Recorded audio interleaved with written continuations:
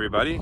Today I'm here in Auburn Bay doing an inspection, and it's one of those re-roof before sale cheap jobs, and unfortunately this homeowner got duped. The home inspector did not pick up any of the issues here, and worst of all, the homeowner's unable to find the company name that did this roof, so they didn't share with him the invoice for the job that was completed. So if you're going to buy a house, just make sure that you always get the the work orders, because there's warranty with most roof installations.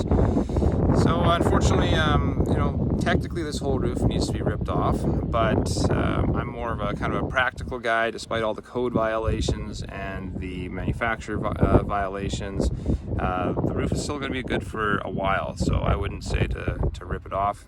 Functionally it looks good. So that's the great thing about my inspections, is that I'm not a real, I'm hard ass in the sense where I'm going to find everything, and but I'm going to give you the straight goods. Is the roof going to last? And in this case it is.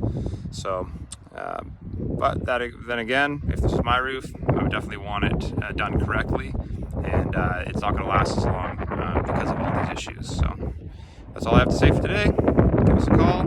Inspections, $125 plus GST. Get what you pay for. Bye for now.